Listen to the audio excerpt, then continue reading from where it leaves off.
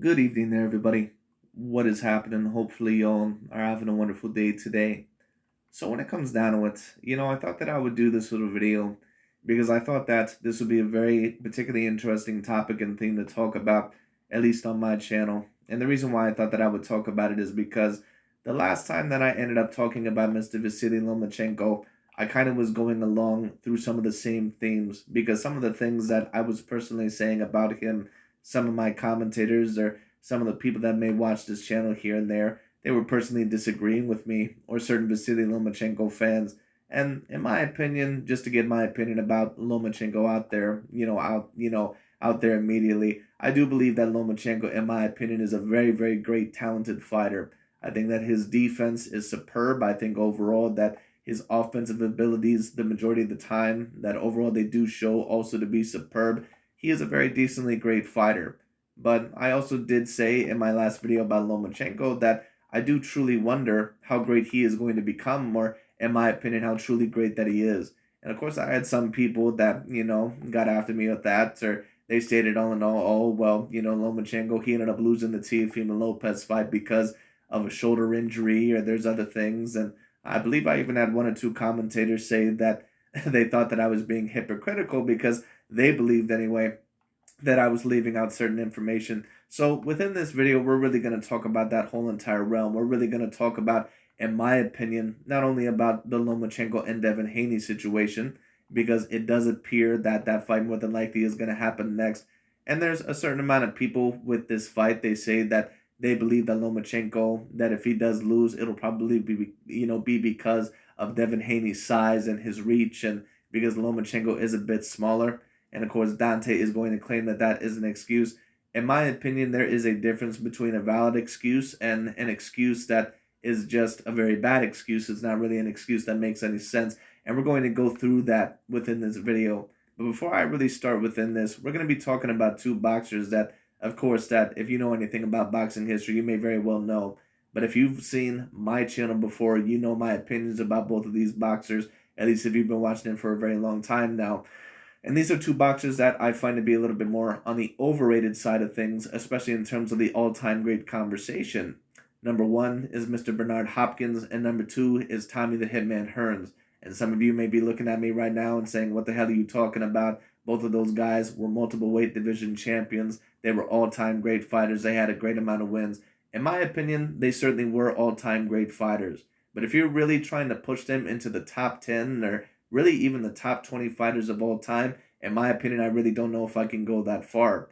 And the reason why I don't really want to go that far with that, or the reason why I don't think that you really can, is because when you talk about a certain amount of the excuses that a certain amount of people make for both Tommy Hearns and also that of Bernard Hopkins, the main excuse that you really always hear with Bernard Hopkins is that, oh, well, the reason why he lost his fight was because he was old. He was within his 40s. And in my opinion, that usually would be a very viable excuse. That would be an excuse that the majority of the time would work. But in my opinion, when it comes to Bernard Hopkins, even though we do have to set everyone somewhat to a degree, we have to keep the same standards for everybody. We also have to judge everyone as their own individual case because we're all individuals at the end of the day. Nobody ages the same. Nobody is 100% exactly the same. So that's why we also have to judge things individually. And when I take a look at Bernard Hopkins, and I've stated this before, when Bernard Hopkins was in his late 30s and his early 40s, that was looked at the best point in his career. And a certain amount of people may say, what the hell are you talking about? You start losing athleticism at around the late 30s or early 40s, blah, blah, blah. Listen, that's understandable. But the way that I look at it, at least in my opinion about Bernard Hopkins, is that apparently if you were good enough to beat Felix Tito Trinidad, if you were good enough to beat Kelly Pavlik, if you were also good enough to beat that, I believe, of a Winky Wright and a couple of other very, very decent fighters later on, a Jean Pascal, and that was when he was about 46 years old when it came down to it. Why were you not good enough to beat someone like that of a Joe Calzaghe? Because if Bernard Hopkins was someone with the complexion of a Lomachenko or a Canelo Alvarez, these same channels like that of a DontesBoxingNation or a Blue Blood Sports TV, even though I don't always think that they bring up the worst points, they'd be claiming all in all the reason why Bernard lost that fight, if he was a quote-unquote Caucasian or if he was another complexion of fighter, they would be claiming that Bernard Hopkins lost that fight because he was a little bit overrated. But because he's a black American fighter, they don't say that. And once again, don't get me wrong, these are not the only channels that, in my opinion, have a racial bias. I've seen racial bias across, whatever platform, no matter the demographic. But Tommy Hearns is another great example, in my opinion. Many people always want to put Tommy Hearns in terms of the all-time great conversation, and he is a great fighter. It depends on what level of all-time great fighter you're really talking about.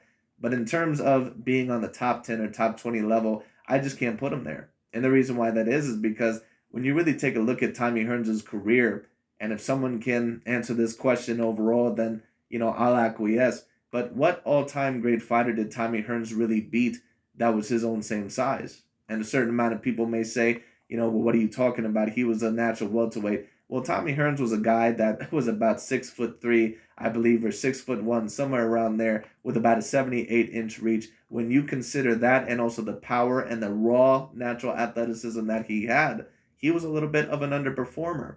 Now, some people, of course, may say, well, he knocked out Roberto Duran. He knocked out the all-time great Roberto Duran, and I've heard you in the past possibly place Roberto Duran over Tommy Hearns. How come you don't mention that? Because Roberto Duran pretty much was a guy that came up from 135, and Tommy Hearns getting in the ring with someone like a Roberto Duran, in my opinion, you were supposed to win that fight. And not only were you supposed to win that fight, you also were supposed to somewhat win the Sugar Ray Leonard fight. You were not able to win either fight, even though I personally would have scored the second fight for that of Thomas Hearns. But what really is the biggest win in Thomas Hearns' career, other than that of Roberto Duran? You can't really name me a lot of other all-time great fighters that Tommy Hearns beat. I believe that he also lost to Iran Barkley. He also lost, I believe, to a couple of other fighters. He lost to Sugar Ray Leonard. He lost to Marvin Hagler. So really, when you take a look at Tommy Hearns, in my view anyway, his career was a little bit disappointing, when it comes down to it, in my view. So there's a difference between something that is a viable excuse, in my opinion, and something that is not that viable. And when we take a look at this Lomachenko versus Devin Haney thing, in my opinion, even though if Lomachenko does lose to Devin Haney, when it comes down to it, it will be a little bit of it will be a little bit of a viable excuse that, that he certainly is smaller than that of a Devin Haney. But for the certain people that apparently truly believe that Devin Haney overall, that he's just this limited fighter and he's a one-trick pony, well, then Lomachenko should be able to beat him about 8 rounds to 4 or 7 rounds to 5. In my opinion, do I see that happening? No, I don't. I think that Lomachenko, in my opinion, at this point would lose to Devin Haney. I just think that Devin Haney is a little bit too big, and with his type of style, in my opinion, overall, I just think that he's going to be a little bit too much for Lomachenko. And I don't think that that really is an excuse. I just think it is what it is. I think that combined with the size and the skill of Devin Haney, I just don't see Lomachenko beating him. It's not that I wouldn't give Lomachenko no chance. I would give him at this point in time maybe a 20% chance. And to be honest with you, and a lot of people may disagree with me on this one, that's even being a little bit generous. It just is what it is. But with what I see from Lomachenko, especially when he faces those bigger and lengthier fighters that are not afraid to mix it up with him, he has a little bit of a problem with that type of style. It just is what it is. And Devin Haney is pretty much the perfect type of fighter, in my opinion, overall, to exploit some of the weaknesses that Lomachenko has within his style. Some people may like that, they may not like that, but it just is what it is. That's just personally what I see. But Dante's Boxing Nation is going to talk about it, and I thought that I would tune in. Let's see what he has to say.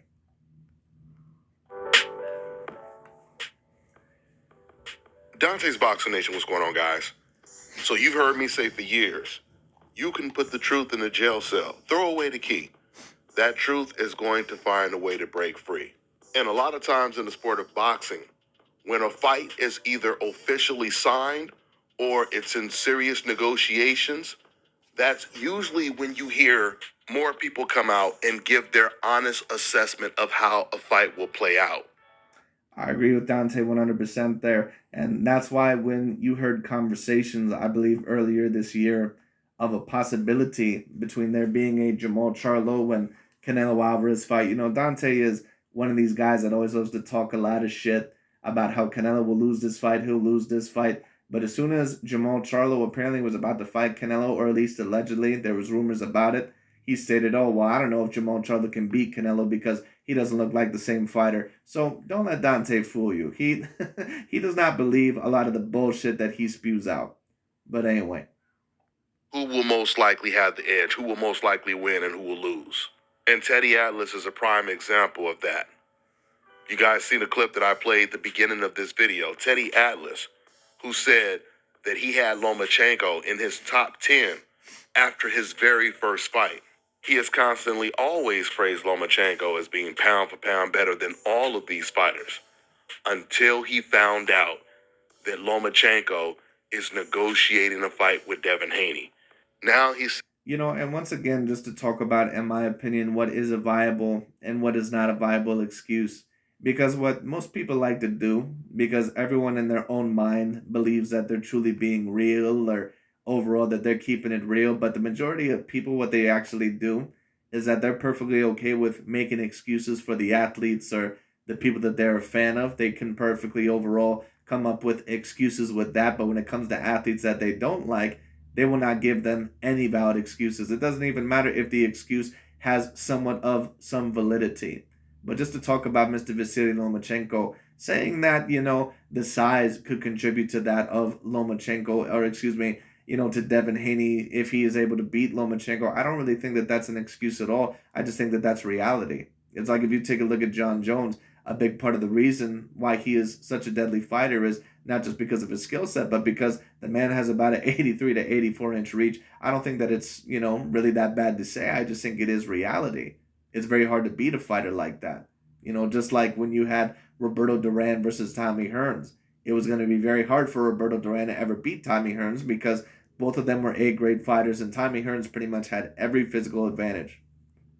In a completely different tune, Teddy started talking about this fight on this podcast, and one of the very first things he said is this is going to be a very difficult fight. Now, one thing I will say about Lomachenko, in my opinion, which has not been a valid excuse, in my opinion, at least when he lost to Teofimo Lopez, was this alleged shoulder injury.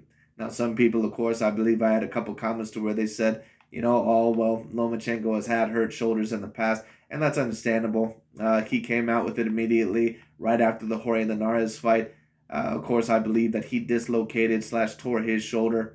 So, yes, Lomachenko very clearly has had shoulder issues. But is that just going to be levied as an excuse for every single time that you lose or don't look impressive in a fight? And don't get me wrong, there's certain times to where you could clearly tell that it was bothering him, like in the Jose Pedraza fight. The shoulder, you could tell that he was not completely comfortable with. But is the shoulder really bothering him as much as what he's saying it is? Or is he really using that as a cop-out? I have to ask that question. It just is what it is. And when I took a look at the Teofimo Lopez fight, I mean, I didn't hear anything about it, going into the fight, so I'm sorry. I don't want to hear anything about it going afterwards. It just is what it is. And it's the same thing with Deontay Wilder. When Deontay Wilder lost to Tyson Fury in the rematch, immediately he said, oh, well, there was something up with my legs. I had a lot of things going into this fight. Well, I didn't hear shit about it going into this fight, so why would you mention that? Ain't nobody want to hear that. For Lomachenko. And he actually kept saying that throughout the podcast. But towards the end, when he said it, he tried to balance it out by saying this is an awfully tough fight for Lomachenko. And then at the last minute, he said it's going to be tough for both of them, which I agree. It is going to be tough for both of them. I would say it's somewhat going to be tough for both of them, but it's going to be extraordinarily hard for Lomachenko. Just the way that I seen him against Jermaine Ortiz, I just don't think overall that he has the type of style, in my opinion. Well, let me not state that. When Lomachenko is at his best, in my opinion, he has the type of style that I think you would need to beat that of a Devin Haney. But he just seems a little bit too tentative to throw, in my opinion, against that type of style. A style to where the fighter is decently lengthier than him and is not afraid to exchange with him. So do I see Lomachenko beating Devin Haney? In my view, no, I do not. But we'll see. But at the same time, you can clearly tell that Teddy Atlas is saying that he sees Devin Haney winning this fight, just like me and the majority of boxers that talk about this fight does. Now, it was interesting because Teddy, he started off trying to use the age excuse, saying that the clock is ticking and Lomachenko better hurry up and fight these guys if he's going to fight them. He doesn't have a whole lot of time. But you can't use the age excuse when it comes to Lomachenko because Loma is 34 years old. And Floyd Mayweather. Well, Dante, I understand what you're saying there, and Lomachenko's about to be 35 this upcoming February, and I don't think that any of us think that he's going to fight before then. Listen, at the end of the day, I don't mind that, but you can't claim on the no that Floyd Mayweather Jr. was an apparent grandpa and was in the old folks' home when he beat Canelo Alvarez at 36 years old, and then claim that Lomachenko at 35 that the age is not affecting him whatsoever. It can't work like that unless you think that overall, once again, he is a special individual case like that of a Bernard Hopkins. Was 36 years old when he was fighting against a much bigger Canelo Alvarez. Speaking of much bigger, and this is what Dante doesn't seem to get, and this is why a lot of the times I review his videos, because I don't necessarily disagree with everything that Dante says, but it's no offense against him. I just don't find him to be the smartest guy of the bunch. He doesn't break down things, in my opinion, the most intelligently. It is what it is. At the end of the day, every boxing style is going to age differently. And when you talk about someone like a Vasily Lomachenko, he had over 300 amateur fights in the amateurs, in the Olympics. And then on top of that, his style is very, very offensive. And he's fighting guys that are now decently bigger than him at 135 pounds. There is going to be a little bit more wear and tear on his type of style. It just is what it is. That's the excuse that Teddy Atlas's co-host, he was trying to use. As Teddy Atlas starts to explain why this is going to be such a difficult fight for Lomachenko, the co-host, he cuts off Teddy Atlas, and he starts talking about how Devin Haney looks so much bigger than Lomachenko when they were standing next to each other. He was talking about... I don't really think overall that's an excuse at all. When you take a look at both of them right next to each other, Devin Haney looks about 2 weight classes bigger than Lomachenko. But once again, if you're one of these guys that truly believes that Lomachenko is that much more talented or gifted than Devin Haney, then Lomachenko should win the fight 7 rounds to 5.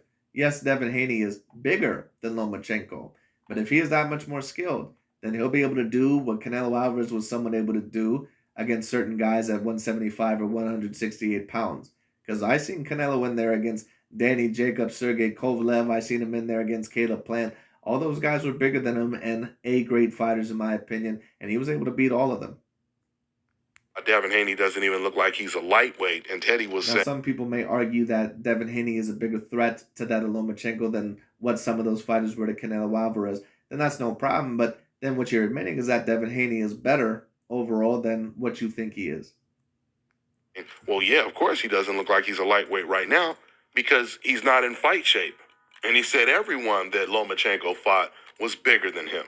But you can't use the size excuse either because, once again, going back to Floyd Mayweather, when Floyd was fighting Canelo, Canelo was way bigger than Floyd Mayweather. And remember, Floyd had already moved up. Floyd was decently bigger than Canelo. And listen, this is my point about Floyd, and he is an all-time great fighter. And a lot of the times, there were certain times, especially in weight, where he was outsized. And, I'm not going to say that that wasn't a factor. But when you talk about all in all, in terms of height and reach, I don't really remember any specific fights where I seen Floyd Mayweather Jr. in a fight and I said, wow, he's fighting someone that's like a Tommy Hearns in there. Like he was never outsized or outreached by that. Because what a lot of people don't mention about Floyd Mayweather Jr. is that mainly he pretty much was around the same height or the same reach as the majority of the fighters that he fought. Now, some people may say, well, it's not about height. It's about the weight. Well, it's also about the height, and it's also about the reach that you have. Because if you have Gervonta Tank Davis moving up from 135, overall fighting 140-pounders, someone like a Josh Taylor, who do you think is going to have more of a chance between Devin Haney and Gervonta Tank Davis? Do you think it's going to be someone that is a little bit lengthier, or do you think it's going to be someone that is a little bit shorter? Sure, both of them can make 135, but the height and reach still is going to matter.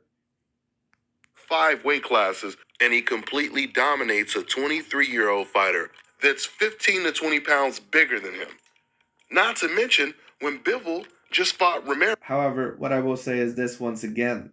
If Canelo can do the things that I seen him do at 160 and 168, because I find Canelo to be a natural middleweight, and if I've seen him beat the bigger fighters that I've seen him beat, then one could argue that Lomachenko should be able to defeat Devin Haney. This past weekend, or at least give it a competitive go. Ramirez was actually over 200 pounds. He was way bigger. I mean, Ramirez came in there looking like Usyk fighting against Anthony Joshua. And Bivol still made it one of his easiest fights ever. So the age excuse and the size excuse does not apply. Well, in my opinion, it's not that it does not apply. But I think overall, the better point overall, in my opinion, is that if you truly believe that Lomachenko is that much more talented than Devin Haney, then it wouldn't apply as much. Because if you were to have Lomachenko against someone like a Jose Pedraza, someone who probably could naturally make 140 pounds, no one would be sitting here and saying, wow, Lomachenko, he's going to have a real big problem with that guy. No one's ever going to usually say that. But the reason why a lot of people are stating that Lomachenko is going to have a great amount of problems with Devin Haney is because they know that he's a decently skilled fighter. Not to mention, Lomachenko. Because Dimitri Bivol and Gilberto Zurdo Ramirez, when they were both in that ring, if they were to have a rematch, even though Gilberto Zurdo, he probably is a damn natural cruiserweight when it comes down to it, no one would really say, oh man, Dimitri Bivol is going to have a tough time. But if you were to have Dimitri Bivol and Alexander Usyk in the same ring together, then the standards completely change. He was always known for his great defense. Loma is not a fighter that's always been in wars, so you can't even say, oh, he's aged faster because... No, he's not been in certain wars, Dante, but at the end of the day, once again, you're talking about a fighter that has been in over 300-something amateur fights or Olympic fights, and on top of that, he has a very, very offensive style.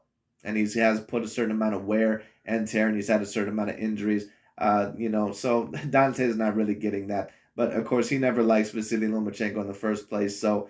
Once again, Dante is coming from the perspective of a fan, to where basically the fighters that he likes, someone like a Deontay Wilder or someone overall that he tends to like, if they're a Black American fighter and they lose, he's going to give them every excuse in the world. But in his mind, Lomachenko, when he loses, there's no valid excuse. That's just how most fans work, and I don't operate on that level. All of the wars that he's been involved in, that wouldn't be the case at all. Deep down, Teddy Atlas, he understands that this is going to be a very difficult fight for Lomachenko to win because he knows that Devin Haney is a better fighter than Lomachenko is. Well, just to talk about both of those fighters, there's certain things, in my opinion, that Devin Haney does better than Lomachenko, and that Lomachenko does better than Devin Haney.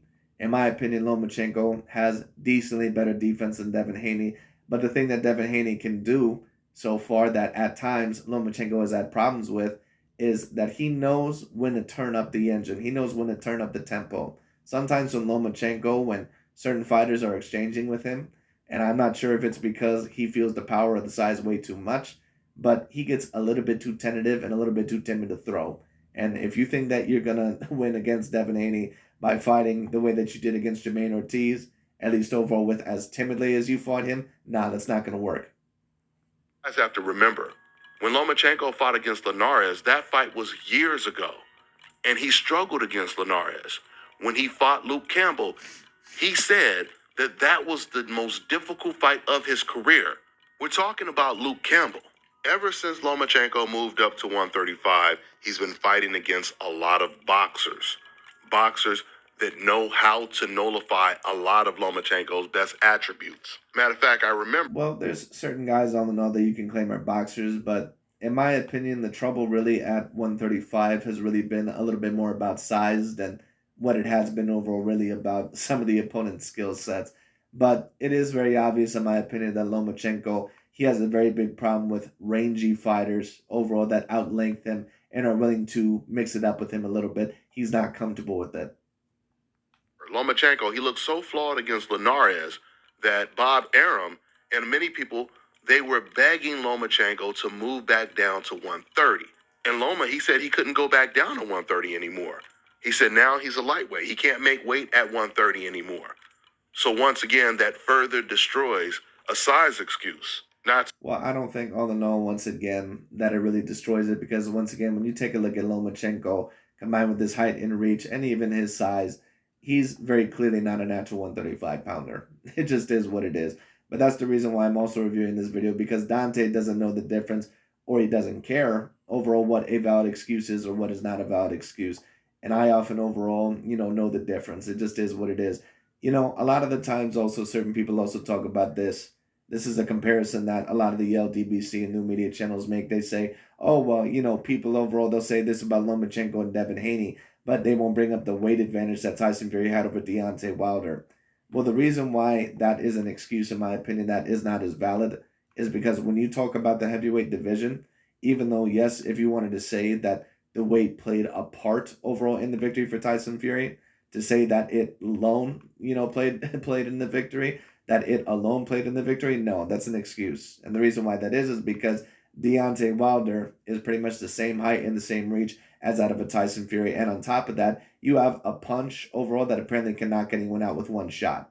So what that tells me is that overall is that if you're able to hit him, that you should have pretty much an even caliber chance. And the only way that the weight is really going to make that much of a difference is overall if you allow him to get on the inside or if you can't handle this type of pressure. Mention if you're one of the people who said that Devin Haney, he has no power and he has no chin. Or if your skill set is more limited. You're also acknowledging that the size excuse does not apply. Once you take away Lomachenko... Now, if you were to talk about someone like a Deontay Wilder and an Andy Ruiz, when it came down to it, then overall the reach, I think, in my opinion, that would be a little bit more of a valid excuse because Deontay is going to outreach him by several inches. Or Tyson Fury versus Andy Ruiz, he's going to outreach him by several inches. Lomachenko's angles, and you control distance, Lomachenko damn near becomes a bird without wings. He can no longer fly. And there's no fighter at 135 that controls distance and range better than Devin Haney does. On top of it, I would agree with that.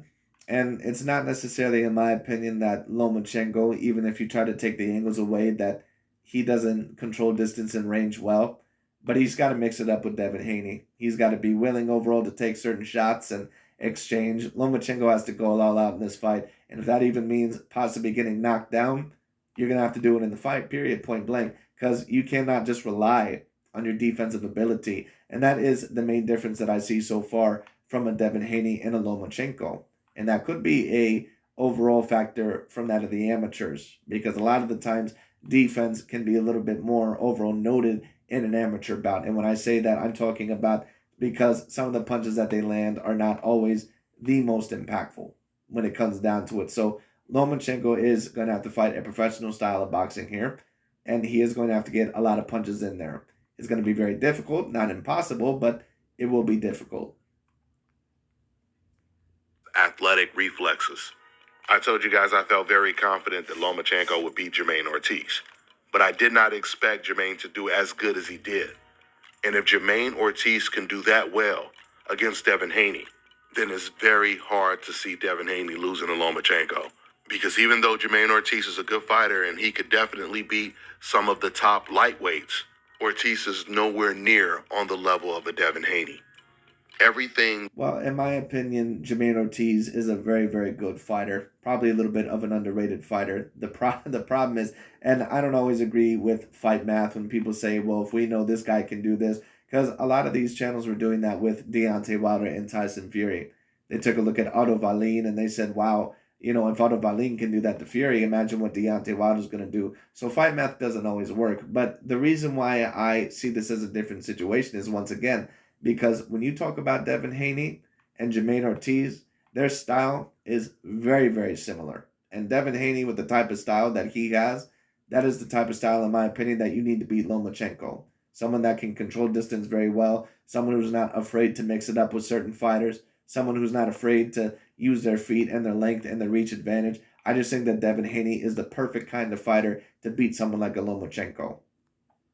Ortiz was trying to do in that fight, Devin Haney does 5 times better. You can hear it in Teddy Atlas's voice. The idea of his guy fighting against Devin Haney, it terrifies him.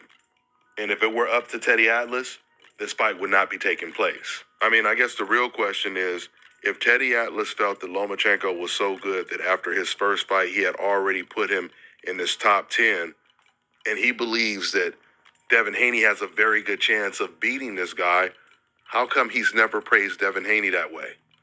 That's a rhetorical question, obviously. Right now, as much as I love Loma, now, if he's going to fight a top guy, he better do it right away and not wait any longer. Because I agree with Teddy Atlas, and Dante once again overall can claim that that is an excuse. I don't really think that it's an excuse whatsoever. I think that if you know anything about boxing or sports in general, you know that Lomachenko's style, that it's not going to last forever. He has a very offensive and pressurized style, and if he's going to be remembered as a decently great fighter or as an all-time great fighter, he's going to have to get a win, at least over Shakur Stevenson, Gervonta Tank Davis, one of those guys. Devin Haney, he's going to have to get the win over one of them. Has ticked, and it's still ticking. That's going to be a tough fight for Loma. By the way, Teddy, did you see the size difference when Haney got in the ring with Lomachenko? Lomachenko even looked at him and says, "You're a lightweight." I mean, Teddy, he looked huge. Well, he's not a He had lightweight to right be now. 170 pounds. He looked weight on. He looked. Well, listen, he's not 170 pounds, at least from what I know, but it's going to be very obvious that Lomachenko, if he does or when he does step into the ring with Devin Haney, that Devin Haney's probably going to be about a good, probably 13 to 15 pounds heavier than Lomachenko, and Lomachenko's going to have to deal with that. He's going to have to find ways around that. He's going to have to find ways to pace himself, but he's going to have to be offensive throughout the majority of this fight. He cannot overall let any rounds escape him if he is going to win the fight. Once again, do I believe that he's going to win the fight? No, I don't. I think that there's certain things that he does better than Devin Haney, but I also think that there's certain things that Julio Cesar Chavez did better than Oscar De La Hoya, and I just thought that the size advantage was too much. Like a friggin' giant next to Lomachenko. And it's not just the size, because certain people will take a look at it and say, oh, well, that's an excuse. Make no mistake about it. Devin Haney is a very decently great fighter. But at the end of the day, it's going to be the skills combined with the size that, in my opinion, is more than likely going to beat Lomachenko, in my view. Now, once again, if Lomachenko beat Devin Haney, it wouldn't be the biggest upset that I've ever seen. But, I just think that combined with the age and combined with the reach disadvantage and combined with Devin Haney's boxing IQ and his skill set, I don't see it ending well for Lomachenko. Comment. No, I know he's a bigger. Look, a lot. Everyone's bigger than Lomachenko. Lomachenko started at featherweight, went to junior lightweight, went to lightweight. So let's not forget that. And listen, and he's good, and he believes. He won't be finding out late in the fight. He already knows late in the fight what he has to do, what he can do, and that he can rely on himself. Where Ortiz wasn't quite sure yet. Wasn't quite cemented in that way now. Now he might be, but he wasn't then. He hadn't had that valuable lesson yet of going through the fire. Haney knows the answers to those questions. Did you guys just hear that part right there? I actually didn't even notice that until I listened to it right now. He just compared Ortiz to Devin Haney like I did. He basically said the exact same thing that I said. You heard me say the things that Ortiz was trying to do in the ring against Lomachenko, Devin Haney does 5 times better. And that's pretty much what Teddy Atlas just said. He said that Devin Haney is going to have all of the answers that Ortiz didn't have in the fight. Once again, Teddy Atlas is telling it. Well, we'll see about that. I think, once again, that there are certain things that Lomachenko does better than Devin Haney. I think that he has better advantages on the angles. I think that he has better defense. I really don't even think that's a conversation. That is the main Achilles heel, in my opinion, of Devin Haney, is that a lot of the times he doesn't like to keep his hands up and he gets hit a little bit too much. But with his type of style and also with his skill set, I do not see Lomachenko, in my opinion, personally beating him.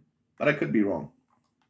Co-host that Devin Haney is going to be able to beat Lomachenko with his boxing IQ.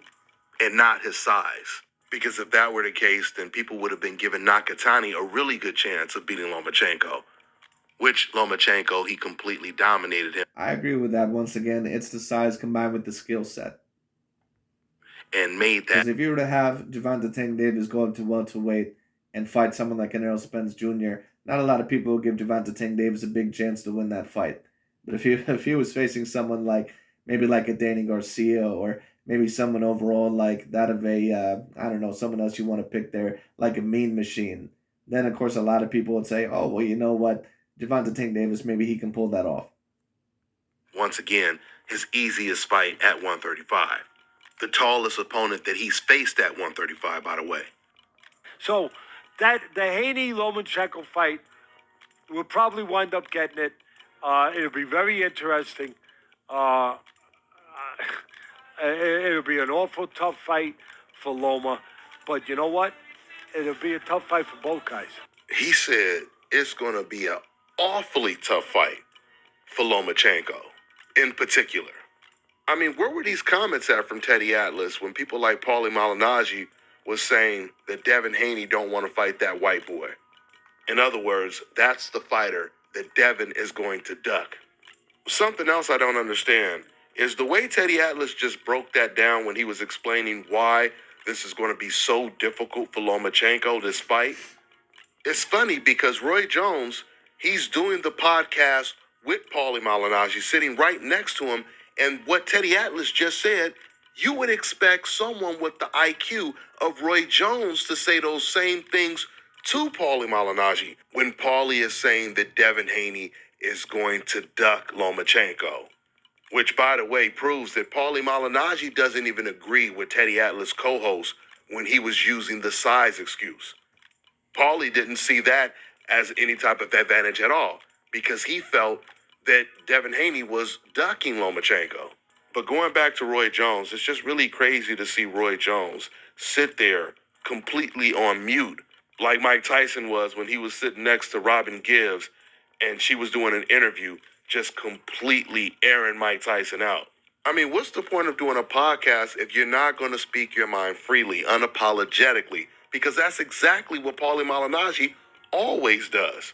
Paulie will come out and he'll say the most racist things right in front of Roy Jones. And he doesn't even... Well, is it really that Paulie Malignaggi is a racist, or is it really overall that he just has a preference for his own people and Caucasians? I mean, don't get me wrong. I understand where Dante is coming from, but at the end of the day, is Paulie really that much more different than someone overall like a Blue Blood Sports TV or some of these other guys? And really, he hasn't even said many of the inflammatory statements as some of these other channels that I have seen. So is he really a racist, or are you really just going on your bitch-ass energy again? Anyway. Care. So if Paulie has the confidence to say things like that, then Roy Jones should easily have the confidence to speak the whole truth. That's all I got for now, guys. I'm on to the next one. All right, now check this out. But anyways, that's really about it for today. But as for this fight, it is going to be very particularly interesting to see if or when this fight happens. Do I believe, once again, that Lomachenko will beat Devin Haney? No, I don't. That's just my personal opinion. I think that Devin Haney is going to be a little bit too much for him. Not only in terms of the skills, but also in terms of the size. I think that both will show up. But it is what it is. But anyways, that's really about it for today. I just thought that I would talk about that. And we'll see overall what ends up happening with both of these fighters. It should be very particularly interesting. But anyways, that's really about it for today. Thanks so much for watching. I'll talk to you all later.